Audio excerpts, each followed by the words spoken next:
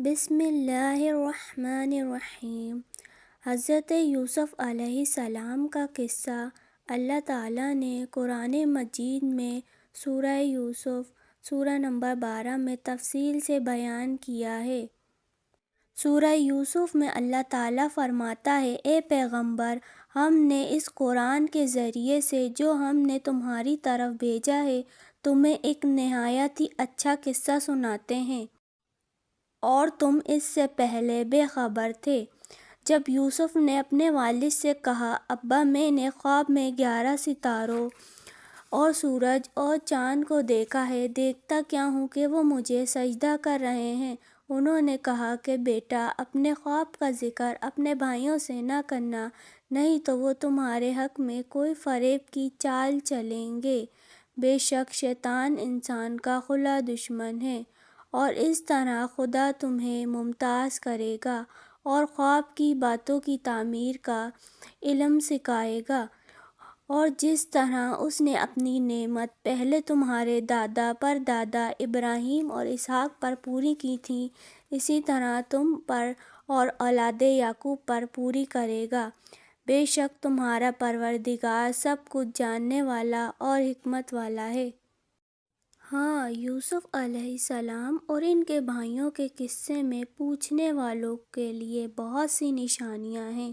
جب انہوں نے آپس میں تذکرہ کیا کہ یوسف اور اس کا بھائی ابا کو ہم سے زیادہ پیارے ہیں، حالانکہ ہم جماعت کی جماعت ہیں، کچھ شک نہیں کہ ابا غلطی پر ہیں، تو یوسف کو یا تو جان سے مار ڈالو یا کسی ملک میں پھینک آؤ، پھر ابا کی توجہ صرف تمہاری طرف ہو جائے گی اور اس کے بعد تم اچھی حالت میں ہو جاؤ گے۔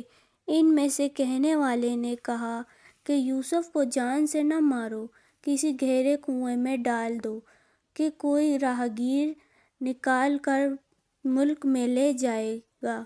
اگر تم کو کرنا ہے تو یوں کرو۔ یہ مشورہ کر کے وہ یعقوب سے کہنے لگے، ہمارے ابا جان، کیا سبب ہے کہ آپ یوسف کے بارے میں ہمارا اعتبار نہیں کرتے، حالانکہ ہم اس کے خیر خواہ ہیں؟ کل اسے ہمارے ساتھ بھیج دیجیے کہ خوب میوے کھائے اور کھیلے کودے، ہم اس کے نگہبان ہیں۔ انہوں نے کہا کہ یہ امر مجھے غمناک کیے دیتا ہے کہ تم اسے لے جاؤ، یعنی وہ مجھ سے جدا ہو جائے، اور مجھے یہ بھی خوف ہے کہ تم کھیل میں اس سے غافل ہو جاؤ اور اسے بھیڑیا کھا جائے۔ وہ کہنے لگے کہ اگر ہماری موجودگی میں کہ ہم ایک طاقتور جماعت ہیں، اسے بھیڑیا کھا گیا تو ہم بڑے نقصان میں پڑ گئے۔ غرض جب وہ اس کو لے گئے اور اس بات پر اتفاق کر لیا کہ اس کو گہرے کنویں میں ڈال دیں، تو ہم نے یوسف کی طرف وحی بھیجی کہ ایک وقت ایسا آئے گا کہ تم ان کے اس سلوک سے آگاہ کرو گے اور اس کو اس وحی کی کچھ خبر نہ ہوگی۔ یہ حرکت کر کے وہ رات کے وقت ابا کے پاس روتے ہوئے آئے اور کہنے لگے کہ ابا جان، ہم تو دوڑنے اور ایک دوسرے سے آگے نکلنے میں مصروف ہو گئے اور یوسف کو اپنے اسباب کے پاس چھوڑ گئے تو اسے بھیڑیا کھا گیا، اور وہ ان کے کرتے پر جھوٹ موٹ کا لہو بھی لگا لائے۔ یعقوب نے کہا کہ حقیقت یوں نہیں، بلکہ تم اپنے دل سے یہ بات بنا لائے۔ اچھا، صبر، اور جو تم بیان کرتے ہو اس کے بارے میں خدا ہی سے مدد مطلوب ہے۔ اگلا حصہ نیکسٹ پارٹ میں۔